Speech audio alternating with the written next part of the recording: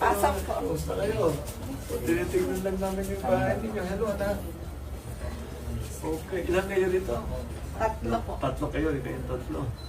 Pero lahat, I think you really have to build the school kasi sa dami ng bata eh. Mga binaka.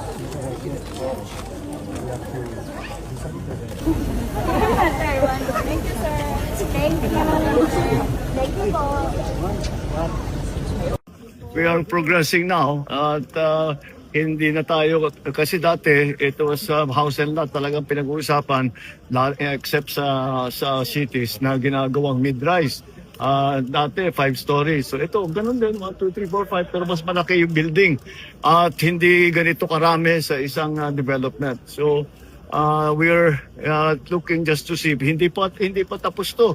Ang idadagdag pa ilang building pa? 42. Together, 42 buildings ito. So 7,000 plus ang unit na maitatayo pagka natapos na lahat ito. Tinitignan ng planning ng mga nagpaplano kung maglalagay pa ng eskwela, baka pwede na lahat ng pinuntahan namin may bata eh. So baka kailangan ng eskwela. Basta kasi ang ginagawa natin ngayon, hindi lang tayo gumagawa ng bahay, gumagawa tayo ng community na kumpleto na lahat. Dahil mahirap tirahan kung wala naman pupuntahan yung mga bata, walang malapit na palengke, hindi malapit sa trabaho. Yun ang mga titignan natin, hindi lang yung pagpatayo ng bahay. But we'll be continuing. Siguro lahat ito, yung buo nito matatapos by end next year. Yes, the first 30. Baka sakali. Matatapos natin yan. Yeah.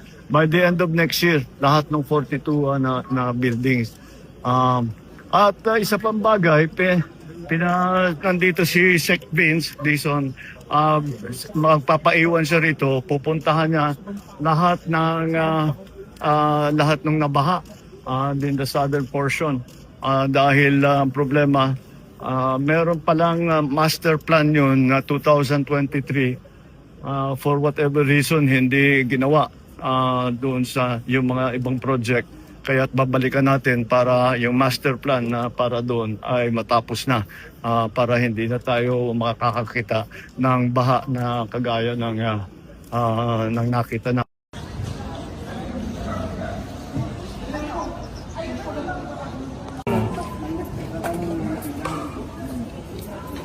Ayun lang, may iba pa.